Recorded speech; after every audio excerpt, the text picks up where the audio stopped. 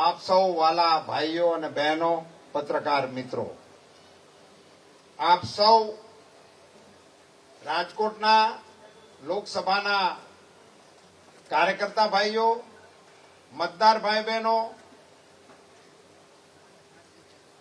આપ સૌ જે ઉમળકાભેર, જે ઉત્સાહથી આજના આ કાર્યક્રમમાં અમને આશીર્વાદ આપવા માટે પધાર્યા, એ માટે હું નતમસ્તક આપ સૌને વંદન કરું છું, ધન્યવાદ પાઠવું. સાથીઓ, અહીંથી વિજયભાઈએ વાત મૂકી દીધી છે. કુંવરજીભાઈએ તો ઘણી બધી વિગતવાર વાત મૂકી છે. અને મારો તો એવો નમ્ર મત છે કે જાગનાથથી અહીંયા સુધી આ ગળદીમાં ઉભે પગે જે હાલીને આવ્યા હોય એને હવે મત મને આપવા માટેની મારે વિનંતી કરવી એ તો કોઈ મહત્વનું નથી, પણ તમે અહીંથી જઈને આખા મલકમાં મત આપવા માટેનું અભિયાન ચલાવજો એવી વિનંતી હું આપ સૌને કરું. કાલે મોરબીમાં એક કાર્યક્રમ થયો. સિરામિક ઇન્ડસ્ટ્રીઝના આગેવાનોએ ત્યાં એક સભાનું આયોજન કર્યું હતું. ત્યારે મને ખબર પડી કે એ વિસ્તાર 4 લોકસભાને અડે છે. અને યોગાનું યોગ સુરેન્દ્રનગરના અમારા ઉમેદવાર ચંદુભાઈ પણ એ કાર્યક્રમમાં ઉપસ્થિત હતા. એટલે એક કાર્યક્રમથી 4 લોકસભાને મદદ અને સમર્થન મળે એવો સુંદર મજાનો કાર્યક્રમ મોરબી ક્ષેત્રની અંદર ઇન્ડસ્ટ્રીઝ આપણી જે છે એના બધા ઉદ્યોગકાર મિત્રોએ યોજ્યો હતો. એમને પણ યાદ કરીને આ જાહેર મંચથી અભિનંદન આપવાનું મને મન થાય છે. રાજકોટ શહેર અને જિલ્લાના આગેવાનોએ સમગ્ર લોકસભા વિસ્તારનો મારો સાધારણ એક પ્રવાસ કરાવી દીધો છે. મોટા મોટા ગામોની અંદર જિલ્લા પંચાયતોની સીટ દીઠ અન્ય કાર્યક્રમો કરીને લોકોની વચ્ચે મને સંપર્ક કરાવવાનું એક ખૂબ ઘનિષ્ઠ અભિયાન બંને ટીમોએ કર્યું છે. એ માટે હું શહેરની અને જિલ્લાની ટીમને પણ અભિનંદન આપું છું, ધન્યવાદ પાઠવું. સાથીઓ, આપ બધા જાણો છો અને વિજયભાઈએ જે વાત કરી એ ખરેખર મહત્વની વાત છે કે આ ચૂંટણી શેને માટેની ચૂંટણી છે.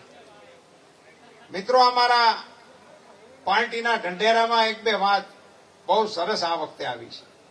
આખા ઢંઢેરાનો વિષય તો હું આ ના મૂકી શકું, પણ મારે 1-2 વાતનો ઉલ્લેખ અવશ્ય કરવો છે. મોદી સાહેબે આ વખતે 70 વર્ષથી ઉપરના લોકોને આયુષ્યમાન કાર્ડ આપવા માટેના લાભની વાત આ અમારા ચૂંટણી ઢંઢેરાની અંદર આપેલું વચન છે. તો 70 વર્ષની વય મર્યાદાને સમજી લો તો એક પ્રકારે આપણા સમાજના વડીલો છે. તો વડીલ વંદનાનો મને એવું નથી લાગતો કે આનીથી ઉત્તમ કોઈ ઉદાહરણ હોય અથવા તો કોઈ એનો ઉપાય હોય. આખા એ દેશના વડીલોને આરોગ્યની દ્રષ્ટિએ એમના પરિવારને ચિંતા નહીં કરવા માટેનું જબરજસ્ત આશ્વાસન પ્રધાનમંત્રી મોદીજીએ આપણા ચૂંટણી ઢંઢેરાની અંદર આપ્યું છે. આખા દેશના વડીલોના આયુષ્ય માટે અને એના આરોગ્યની ખેવના માટે આપણે મતદાન કરવાનું છે. એમના માટેનું આ મતદાન છે. કોમન સિવિલ કોડ વર્ષોથી આપણા દેશની માંગ છે. કેટલાય કાયદાઓ પ્રધાનમંત્રીશ્રીના નેતૃત્વમાં રદ કરી નાખવામાં આવ્યા, કેટલાય નવા કાયદાઓ લાવવામાં આવ્યા. અને એક આ વિષય આપણા ધ્યાનમાં હતો. મને ગૌરવ થાય છે કે મારી પાર્ટીએ એને પણ ચૂંટણી ઢંઢેરાની અંદર દાખલ કરી દીધો છે. અમારા સંકલ્પની અંદર એ આવી ગયો છે. આવા વિષયોને લઈ અને આગામી દિશામાં, આગામી દિવસોમાં પ્રધાનમંત્રીશ્રીના નેતૃત્વમાં દેશને વિકસિત ભારત બનાવવા માટેનું લક્ષ્ય મોદી સાહેબે સરકારની સામેથી રાખ્યું છે. તમને બધાને મારે જણાવવું જોઈએ કે આ ચૂંટણીની સિઝન હોય ત્યારે સામાન્ય રીતે દિલ્હીની અંદર વહીવટ ઠપ હોય, સાધારણ રીતે, કારણ કે ત્યાં સરકાર બધી ચૂંટણીની અંદર વ્યસ્ત હોય, સંસદ સભ્યો પણ મેદાનમાં હોય, મંત્રીશ્રીઓ પણ મેદાનમાં હોય. એટલે મોટે ભાગે ત્યાં આરામનું માહોલ હાલતું હતું. આ પહેલી વખત આઝાદી પછી મોદી સાહેબે સરકારના વિભાગના વરિષ્ઠ સચિવશ્રીઓને, તમામ વિભાગના, આગામી જૂન પછી ભારતમાં ભાજપની સરકાર બનવાની છે. ઈ સરકારે પહેલા 100 દિવસમાં શું કામ કરવાના છે એનું પ્લાનિંગ અત્યારે આખું સચિવાલય ભારત સરકારનું કામે લાગેલું છે. પહેલી વખત આ પ્રકારનું આયોજન પ્રધાનમંત્રી શ્રી દ્વારા થઈ રહ્યું છે.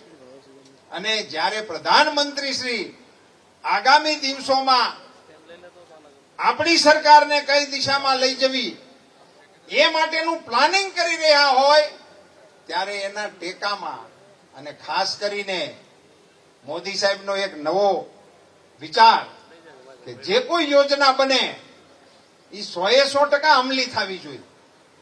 આ ગામમાં પ્રધાનમંત્રી આવાસ યોજનાના આટલા મકાન મળવા પાત્ર છે તો બધાને મળી જ જવા જોઈએ. આ ગામમાં પાણીના કનેક્શન આટલા લોકોને મળવા પાત્ર છે, મળી જ જવા જોઈએ. 100% અમલ કરાવવાનો પ્રયાસ નરેન્દ્રભાઈ મોદીજી દ્વારા, પોતાની સરકાર દ્વારા વિકસિત ભારત યાત્રા કરીને આખા દેશના ગામોમાં જઈને પૂછી અને પૂરું કરવાનો પ્રયાસ કરે છે. હું આપ સૌ નાગરિક અને કાર્યકર્તા ભાઈ બહેનોને નમ્રતાપૂર્વક પૂછવા માંગુ છું અને વિનંતી પણ કરવાના મતનો છું કે જ્યારે સરકારના વડા 100% યોજના નાગરિકોને મળે એની મથામણ કરતા હોય તો નાગરિકો તરીકે 100% મતદાન કરવાની મથામણ આપણે શું કામ ના કરીએ? કરશો? ધન્યવાદ. પોતપોતાના બૂથની અંદર આગામી દિવસોમાં 100% મતદાન કેવી રીતે થાય એના પ્રયાસો આ રેલીમાંથી પોતાના સ્થાને પહોંચતાની સાથે જ આપ સૌ શરૂ કરી દેજો. 100% મતદાન એ દિશામાં આપણે પ્રયાસો કરવા જોઈએ.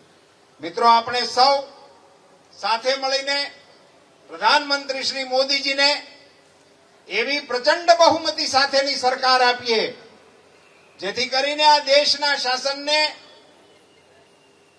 મક્કમતાથી વિશ્વના મંચ ઉપર રાખવા માટેનો પ્રયાસ કરવાની તાકાત આપણા પ્રધાનમંત્રીશ્રીને આપણા મતો દ્વારા મળતી હોય છે.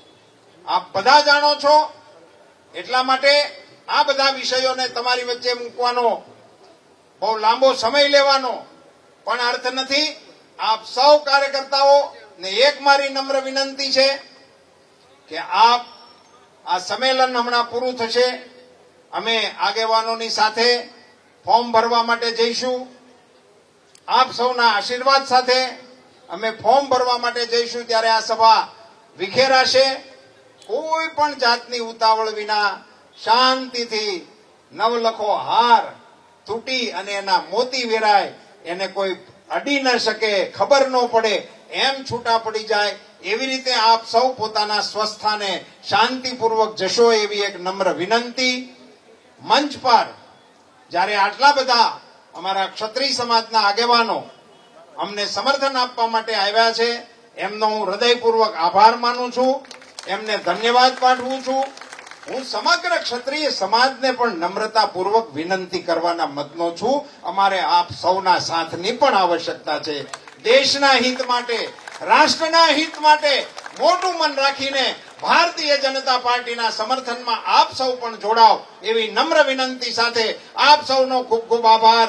ભારત માતા કી, ભારત માતા કી, વંદે વંદે. ધન્યવાદ. ભારત માતા કી. મહાનગરના અધ્યક્ષ મુકેશભાઈ જોશીને વિનંતી કે સૌની આભાર વિધિ કરે. મુકેશભાઈ. સૌનો આભાર, સૌને ધન્યવાદ. ભારત માતા કી જય, વંદે માતરમ. ટ્રાયપોડ નો લેતો આ તો ભાઈ આ એમ તો કે 5 વાર કહું તો